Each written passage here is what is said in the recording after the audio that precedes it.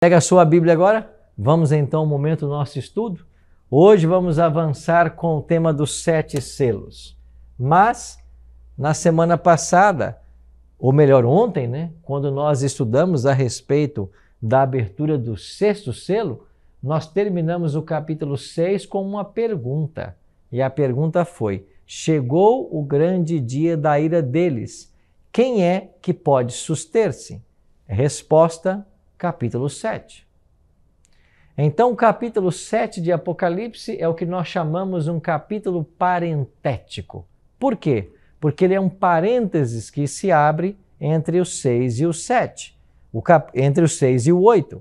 E o capítulo 7 vai responder à pergunta de quem é que vai poder ficar de pé no grande dia de Deus, no grande dia da ira do Cordeiro. Resposta: os 144 mil selados. Então, hoje, nós iremos aprender a respeito dos 144 mil selados de Israel. Esse é um tema muito especial. Talvez você já ouviu falar um pouquinho sobre esse assunto, mas nunca compreendeu. Eu espero que o estudo de hoje possa abrir sua mente e levá-lo a uma compreensão maior desse assunto.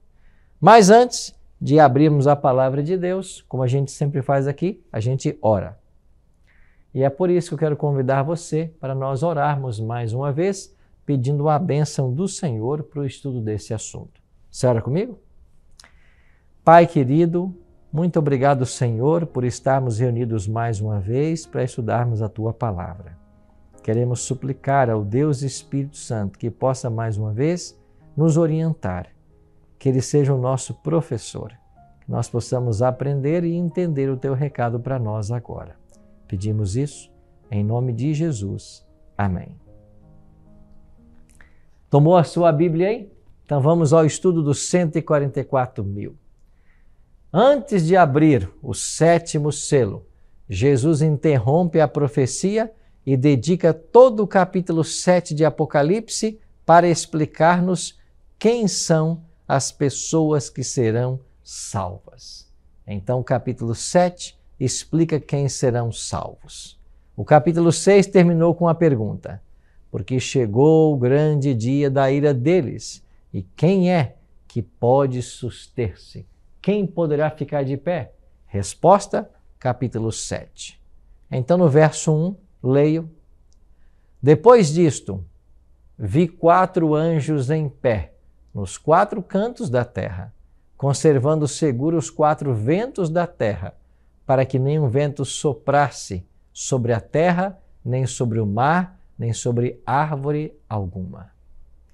O capítulo 7 de Apocalipse começa com uma cena interessante. 4 anjos nos 4 cantos da terra. Pastor, a terra não é redonda? Sim. Os 4 cantos aqui é uma referência aos pontos cardeais: norte, sul, leste e oeste. Em cada ponto existe um anjo, e eles estão segurando os ventos. Quando estudamos profecias, nós aprendemos de que ventos significam guerras, rumores de guerras, movimentos diplomáticos, ou seja, os anjos estão impedindo que a terra seja destruída, que aconteça uma 3ª guerra mundial. Os anjos estão impedindo que um mal maior aconteça ao povo de Deus. E então vem aí, até selarmos em suas frontes os servos do nosso Deus. Quer dizer que nenhum vento deveria soprar nem sobre o mar, nem sobre a terra, nem sobre árvore alguma. O outro anjo diz: vi outro anjo do nascente do sol, tendo o selo do Deus vivo, e clamou em grande voz aos 4 anjos, aqueles aos quais fora dado fazer dano à terra e ao mar, dizendo: não danifiqueis nem a terra, nem o mar, nem as árvores, até selarmos na fronte os servos do nosso Deus. Então nós temos aqui em Apocalipse capítulo 7, versos 2 e 3, uma cena de assinalamento. O povo de Deus está sendo marcado, assinalado, e eles são chamados aqui de 144 mil. Então, 4 anjos segurando os 4 ventos, para que nenhum vento sopre sobre a terra, para que ela não seja destruída, até que o povo de Deus haja sido selado. Como eu falei, em profecias, vento significa guerras, movimentos bélicos. Olha o que disse Jeremias. Naquele tempo se dirá a este povo e a Jerusalém: vento abrasador dos altos desnudos do ermo assopra diretamente a filha do meu povo, não para apadejar nem para limpar. Vento mais forte do que este virá ainda da minha parte, e então também o pronunciarei a sentença contra eles. Eis aí que sobe o destruidor como nuvem, os seus cavalos, os seus carros como tempestade. Os seus cavalos são mais ligeiros do que as águias. Ai de nós, estamos arruinados. Conforme visto nesse texto, ventos em profecia significam guerras, rumores de guerras. Isso quer dizer que antes que essas guerras aconteçam ao planeta, os anjos estão segurando firmes os 4 ventos. O que vem em seguida? Verso 4. Então ouvi o número dos que foram selados, que era 144.000 de todas as tribos dos filhos de Israel. Então agora, um número é mencionado. 144.000 foram selados. Então a pergunta natural que surge é: quem são os 144.000 selados de Apocalipse 7 que estarão de pé quando Jesus voltar? Vamos olhar então para a Bíblia em busca dessas características. Apocalipse capítulo 7 e Apocalipse capítulo 14 são os únicos 2 capítulos que tratam deste grupo, os 144.000 selados. E aqui nos versos 3 e 4, nós temos a primeira característica desse povo. É lógico, eles são selados pelo selo de Deus. Olha o que diz os versos 3 e 4. Qual é o selo de Deus? Qual é o selo que a Bíblia apresenta? Eles são selados com o selo de Deus, mas qual é o selo de Deus? O selo será um sinal de livramento, que vai ser posto sobre aqueles que guardam os mandamentos de Deus, reverenciam sua lei e se recusam a aceitar o sinal da besta e da sua imagem. Por que nós podemos afirmar isso? Porque Ezequiel 20:20 declara: e santificai os meus sábados, e servirão de sinal entre mim e vós, para que saibais que eu sou o Senhor, vosso Deus. Sim, meus queridos, o sábado é um sinal entre Deus e seu povo. Quando nós santificamos o sábado, e por extensão toda a lei, por quê? Porque não adianta santificar um dia só, guardar um só mandamento. Precisamos guardar toda a lei. Quando nós obedecemos ao Senhor, nós recebemos o selo da aprovação divina. Interessante que quando olhamos para Êxodo capítulo 20, nós encontramos ali os 10 mandamentos. E no versículo 8, 9, 10 e 11, você tem o 4º mandamento, onde ensina claramente a observância do sábado. O mandamento nos orienta a trabalharmos 6 dias, mas no 7º será o sábado do Senhor teu Deus. Nele não farás nenhum trabalho. Nem tu, nem teu filho, nem tua filha, nem o teu servo, nem a tua serva, nem o teu animal, nem o forasteiro das tuas portas para dentro. Então o mandamento apresenta o motivo pelo qual devemos descansar e adorar a Deus, porque Deus criou o mundo em 6 dias e ao 7º descansou. Por isso o Senhor abençoou o dia de sábado e o santificou. Sim, meus queridos, o sábado é o dia santo na Bíblia. E quando nós queremos praticar a vontade do Senhor, devemos dedicar-nos nesse dia inteiramente às obras do Senhor. Não trabalhar, não estudar, não se envolver em negócios, não cuidar dos nossos próprios interesses. É isso que a palavra de Deus nos orienta. Este é um conhecimento, esta é uma verdade que tem que chegar para todas as pessoas. Alguns tentam ensinar por aí que o sábado foi abolido, que a lei de Deus foi abolida, que não deve mais ser guardada, que a lei de Deus se cumpriu na cruz, que hoje vivemos debaixo da graça e não mais debaixo da lei. Bom, não acredite em tudo que ensinam por aí. A lei de Deus não foi abolida, nem nunca será. Olha o que o próprio Jesus Cristo declarou a respeito dessa lei em Mateus capítulo 5. Não cuideis que vim destruir a lei ou os profetas. Não vim abirrogar, mas cumprir. Porque em verdade vos digo que, até que o céu e a terra passem, nenhum jota ou um tio jamais passará da lei, sem que tudo seja cumprido. Olha o que Jesus está dizendo.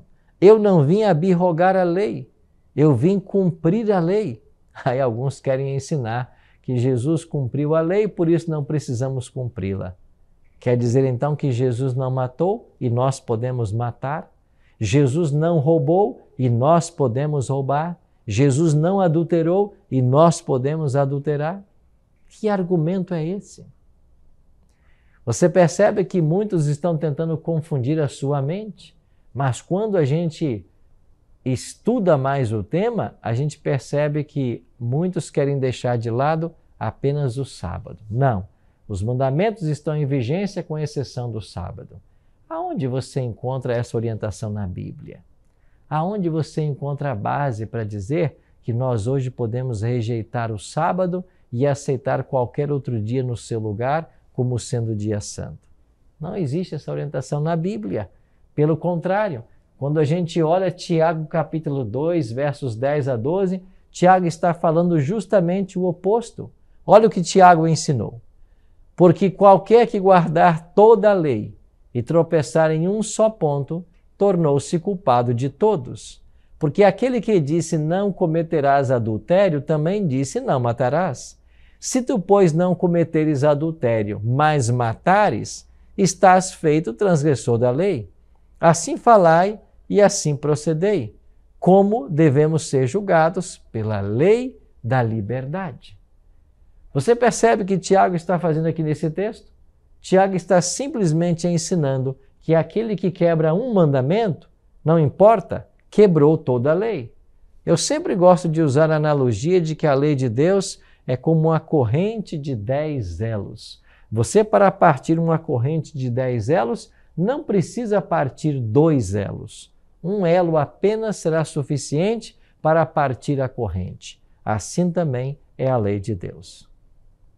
Então, ainda que muitos insistam que o sábado foi abolido, coloque em sua mente uma questão. O sábado, e por extensão a lei de Deus, é o selo dele. E hoje existe um selo tentando ser imposto para as pessoas que o Apocalipse 13 identifica como o selo da besta. E sabe qual é este selo? É a imposição do domingo como um dia santo. É a tentativa de fazer do primeiro dia da semana um dia especial. Mas olhe para a Bíblia. Aonde está isso? Você não vai encontrar em nenhum texto do Novo Testamento qualquer tipo de santidade sendo atribuída ao primeiro dia da semana. Mas o discurso que você ouve hoje é: Jesus ressuscitou nesse dia, por isso ele se tornou um dia festivo. É verdade que tem que ser um dia festivo, mas Jesus morreu numa sexta, a sexta também é um dia festivo. Não é porque o dia é festivo que ele se torna santo. Santo é só um dia segundo a Bíblia, o sábado. E eu e você precisamos entender esse assunto, porque nós seremos julgados pela compreensão e prática desse tema. Então, a primeira característica dos 144.000 são aqueles que recebem o selo de Deus, ou seja, aqueles que obedecem à lei com todos os 10 mandamentos. Segunda característica, os 144.000 também passarão pela grande tribulação. Aqui nos versos 13 e 14, nós temos essa informação. E um dos anciãos me falou dizendo: estes que estão vestidos de vestes brancas, quem são e de onde vieram? Eu disse-lhe: Senhor, tu sabes. E ele disse-me: estes são os que vieram da grande tribulação e lavaram suas vestes e as branquearam no sangue do Cordeiro. Então, a segunda característica que o Apocalipse apresenta sobre os 144.000 é que eles vieram da grande tribulação. Você vai se lembrar que o profeta Daniel havia falado dessa grande tribulação. No no livro dele, capítulo 12, verso 1, Daniel escreveu: naquele tempo se levantará Miguel, o grande príncipe, que se levanta a favor dos filhos do teu povo. E haverá um tempo de angústia, qual nunca houve, desde que houve nação até aquele tempo. Mas naquele tempo livrar-se-á o teu povo, todo aquele que for achado inscrito no livro. Então Daniel falou a respeito de um grande tempo de angústia. Esse grande tempo de angústia será o tempo que os salvos passarão, as provas que eles enfrentarão, desde o momento do fechamento da porta da graça até o momento em que Jesus voltar em glória e majestade. Você sabe que Jesus está hoje no santuário como nosso advogado, intercedendo por todos nós, mas chegará o tempo em que ele concluirá o juízo no santuário. E quando terminar esse juízo, todos os casos estarão decididos para a salvação ou perdição. Então Cristo deixará o santuário celestial e voltará a essa terra para buscar os salvos. Entre esse espaço de tempo em que Jesus deixa o santuário e volta à terra, os salvos passarão pela grande tribulação. Em Jeremias capítulo 30, ela é chamada de o tempo de angústia de Jacó. Ou seja, será um tempo de severas provas, como aquelas enfrentadas por Jacó lá no livro de Gênesis. Então, 144 mil, eles passarão por essa grande tribulação.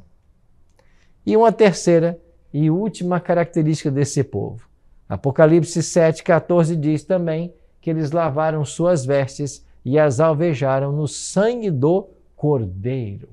Olha o que diz o texto. Esses são os que vieram da grande tribulação e lavaram as suas vestes e as branquearam no sangue do Cordeiro. O que significa ter nossas vestes lavadas no sangue do Cordeiro? Como podemos ter as nossas roupas lavadas? É claro que aqui está se usando uma figura de linguagem, uma figura simbólica. Em 1 João 1,7, João escreveu: se andarmos na luz como ele está na luz, temos comunhão uns com os outros, e o sangue de Jesus Cristo, seu Filho, nos purifica de todo pecado. João está ensinando de que nós somos purificados dos pecados pelo sangue de Cristo. Isso significa ter as vestes lavadas, ou seja, ter os pecados perdoados. Sai a nossa veste de imundície, de justiça própria, e sobre nós é colocada o manto puro da justiça de Cristo. É assim que nós podemos ser salvos. Os 144 mil, eles experimentaram esse tipo de salvação. Eles experimentaram o perdão de Cristo, tiveram suas vestes lavadas e alvejadas pela justiça do Senhor. Mais um detalhe. Algumas pessoas têm questionado a respeito dos 144 mil, se são simbólicos ou se são literais. Alguns têm defendido a literalidade desse número e estão pregando que nesse tempo final apenas 144 mil pessoas é que serão salvas. Bom, essa visão ela tem vários problemas e o primeiro problema seria você limitar a salvação de Deus. É como se Deus estivesse com uma porta aberta e permitindo que os seus filhos fossem salvos. E quando inteira 144 mil, a porta se fecha. Mesmo que outros queiram, não dá mais, porque o número já se completou. Você percebe que isso não faz qualquer sentido?